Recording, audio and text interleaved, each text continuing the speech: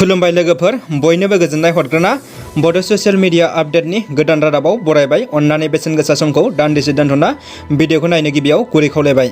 गिबि रादाबाव दङ गोजोनथाव खौरां। एमएलए जयन्त बसुमतारिया बासुगावनि गोग्लैसोना थानाय 30 बेडेड देहा फाहामसालियाव दावबायदों।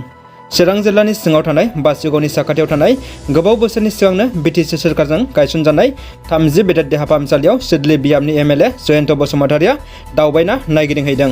गोग्लैसोनानै थानाय देहा फाहामसालिखौ नायगिदिंनानै खौरांगिरिनि सिगाङाव एमएलए बिथाङा फोरमायोदि 10 बोसोर सिगांनो बे फाहामसालिखौ लुफुंनानै थियारि खालामनाय जादोंमोन। नाथाय बारग' बिटिसि सोरखारा बे फाहामसालिखौ लुफुंनानै बेखेवनानै ओरैनो गारनानै दोनो, जायनि जाहोनाव फाहामसालिनि थासारिया लासैनो गाज्रि जालांनो हमदों होनना बुंथियो।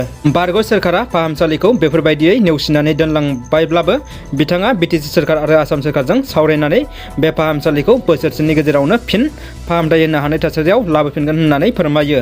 आथिखालनि थासारिखौ नायनानै ओनसोलाव गंसे फाहामसालिनि जोबोद गोनांथि जानानै फैदों, बेनिखायनो बेखौ मावनांगौ होनना बुंथिदों। जिहेतु बे फाहामसालियाव 30 बेड दंखायो, बेनिखायनो बे फाहामसालिखौ थाबैनो फाहामनानै रायजोनि थाखाय बेखेवनानै होनाय जागोन होनना आसा होयो।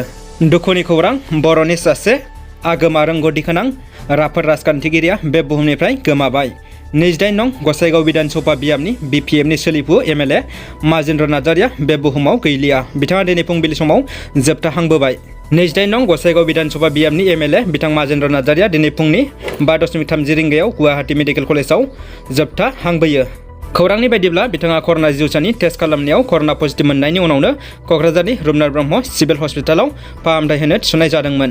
नाथाय बिथांखौ गुवाहाटी मेडिकेल कलेज हस्पिटालसिम दैथायहरनाय जादोंमोन आरो कर'ना टेस्ट खालामनायबो जादोंमोन। बेवहाय बिथाङा कर'ना नेगेटिभ मोनदोंमोन।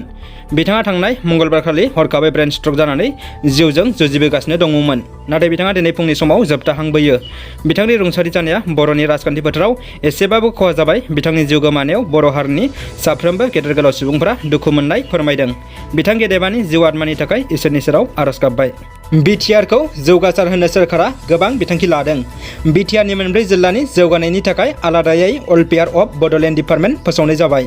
दिनै आसामनि गोदान सोरखारा 14 रिंगासोआव मोनसे केबिनेट जथुम जिरायो। बे केबिनेट जथुमाव आसाम सोरखारा माखासे गोनां थांखि लायो। केबिनेट जथुमाव बिटिआर ओनसोलनि थाखाय माखासे गोनां थांखि लानाय नुनो मोननाय जादों। केबिनेट जथुमनि उनाव मन्त्रि पीयूष हाजरिकाया खौरां मेल खुंफुंनानै मिथियोदि बिटिआरनि मोनब्रै जिल्लाफोरनि जौगानायनि थाखाय आलादायै मोनसे डिपार्टमेन्ट होनाय जादों होनना। सिगाङाव बिटिसिनि जौगानायनि खामानि मावनो एबा खामानि नायनो थाखाय WPT मावख'आवनो खालामनाय जायोमोन। नाथाय दिनैनिफ्राय आसाम सोरखारा बिटिआरनि गासैबो खामानिफोरखौ नायनो सामलायनो थाखाय आलादायै मोनसे डिपार्टमेन्ट फोसावनानै होयो।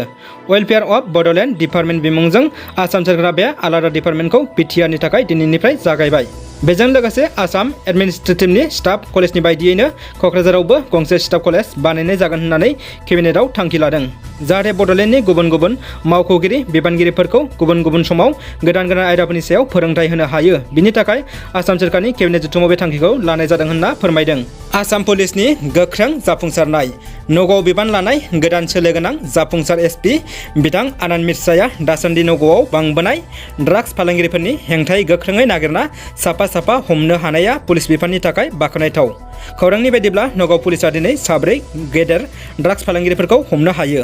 हमजानायफोरनि मुंखौ फारियै आब्दुल कुदुत, मुफासिल, आलाउद्दिन आहमेद आरो आफसिया बेगम होनना मिथिनो मोन्दों।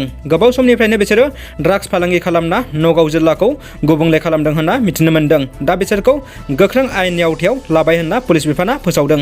इउपिपिएलनि एमएलए मानगोनां लरेन्स इस्लारि बिथाङा दिनै क'क्राझार जिल्ला बिजेपिनि गाहाय मावख'आव दावबायदों। बिजेपिनि जिल्ला मावख'आव दावबायना मण्डलनि दैदेनगिरिफोरजों लोगो हमदों होनना बिथाङा मिथिहोदों आरो बे बाथ्राखौ ससियेल मिडियायाव फोसावदों। दानिया फैदो जोबथा खौराङाव। क'क्राझार वार्ड नम्बर 8 हादानपारा गामिखौ कन्टेनमेन्ट जन फोसावबाय। क'क्राझार रेभिनिउ सार्केलनि बेंखनाव थानाय वार्ड नम्बर 8 हादानपारा गामिखौ कभिड-19नि साग्लोबसारनायनि थाखाय कन्टेनमेन्ट जन महरै फोसावबाय। जिल्ला खुंथाया सोरखारा होनाय आयेन आब्रुथिखौ मानिनानै सोलिनो हांख्रायदों। मख'नाय जायोदि क'क्राझार जिल्लायाव आथिखालाव कभिड-19नि साग्लोबसारनायजों जिउ गोमानाय सुबुंफोरनि अनजिमाया 120निबो बांसिन जाबाय। दिनैनि रादाबा एसेनोसै लोगोफोर। रादाबखौ मोजां मोनदोंब्ला लाइक, कमेन्ट, शेयार खालाम आरो चेनेलाव गोदानब्ला साबस्क्राइब खालाम। गोजोन्थों।